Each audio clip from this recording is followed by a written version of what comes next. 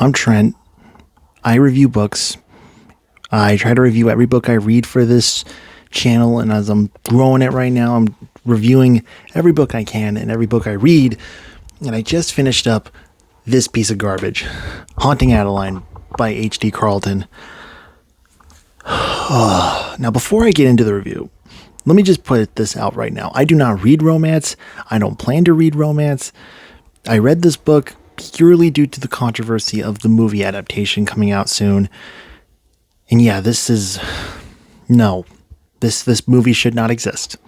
This book, I think this book should exist for the survivors of sexual assault, but overall, this movie should not exist. Now on to the actual review. First, like and subscribe. Second, I'm going to try and give a shred of positivity. The first quarter of this book, perfect. It's amazingly done horror. It's dual POV. Okay, fine. And the POV from the male lead, which I'm not going to call him by his real name because that is so creepy. It's done so well, and it's done so villainous, and I love it. I love that it's set up like a horror novel. And then everything after that, complete shit.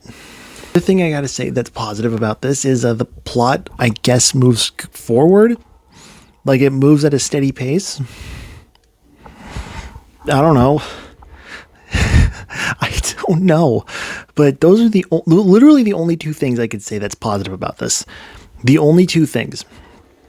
On to the negatives. First off, this fundamentally fails at being a romance book. It fundamentally fails. How I define romance is two people, and you want the reader to make them fall in love. You want them to live happily ever after. I never got that. Not one time. Never, ever, ever, ever got that here. It doesn't work. I wanted him in jail and I wanted her to run away.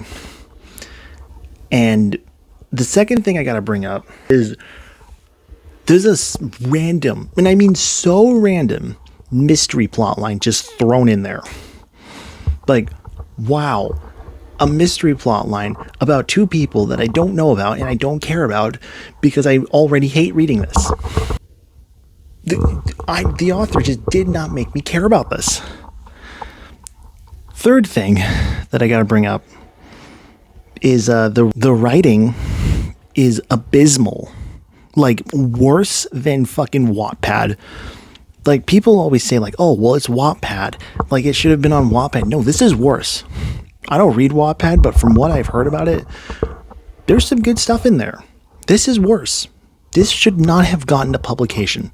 She should not have gotten a publication deal, whether it's 1, 2, 10, nothing. She should not have gotten this. She should have gone back to writing school and actually learned to write, because this is abysmal. There's way too many swear words in this. I swear, the word fuck, asshole, and fucking show up at least 10 times a page. At least. And it's so jarring too, to just go from, oh yeah, that fucking asshole, when you could have been that asshole. You didn't need the fucking. You didn't need that there. Speaking of fucking, that scene in chapter 16, I think it was. I've said that this fundamentally doesn't work as a romance. That fundamentally does not work as a romantic scene either. Because the way that the male lead, I should say, is set up in the first few chapters makes the reader think, this guy is crazy. This guy is a stalker. This man is evil. This dude is not to be trusted. And from the girl's POV, we see glimpses of him and we're thinking, oh, this guy is bad news. And then the scene comes, and I'll say this, if it was framed as a horror book, this would be amazing. But it's not. This is framed as a romance book, and it just doesn't work because you're supposed to think that is sexy. That is not sexy. In fact, it's so problematic. Just by itself in a romance book. It's so problematic. And another thing, the way that he is portrayed in this, in his internal dialogue, like, it's, I don't know if she was trying to go for like a unreliable narrator or morally gray character, but either way, it just doesn't work. Like an unreliable narrator, I would have to see what this person is actually doing for it to be an unreliable narrator.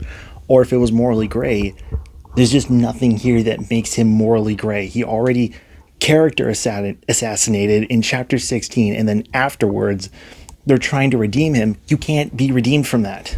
Griffith can't be redeemed from that scene in the eclipse. You just can't. Ramsey wasn't. Fucking that dude, the beast allegory from Akatar. I don't know his name, but that dude who kidnapped her and is framed as an actual kidnapper, yeah, that dude, no, should not be redeemed at all. And I want to point out one comment I saw on TikTok about this, where she said, oh, well, maybe she was trying to go for it to be like that on purpose, and I don't think she did. Either she tried to and failed, or it's just bad writing. And the ending, it ends on a cliffhanger, and I don't feel like I need to spoil that because I don't want you to read this, but it ends on a cliffhanger that I don't care about. It ends, it's like, oh, why don't you go read the next book that I don't care about? And another thing I want to bring out about the male lead, he gets so much sudden character development to try and make us empathize with him randomly in the third act. And I already didn't care. You already made me hate this guy right from the start, and you already made me hate him worse by the 1/4 mark. You can't do this. This is awful writing. So that's my review. That's my review. More like a rant. But yeah. This was awful. Do not read this book. It's awful. The movie shouldn't exist. Do anything you can to make sure this movie doesn't exist, because it will cause so much harm. But this is like a 2 out of 10, 1 star. I would give it 0, but the first quarter was actually pretty decent. And yeah, I am going to read the 4th Dresden Files book after this, after that monstrosity. And I will see you all later. Make sure you like and subscribe, by the way.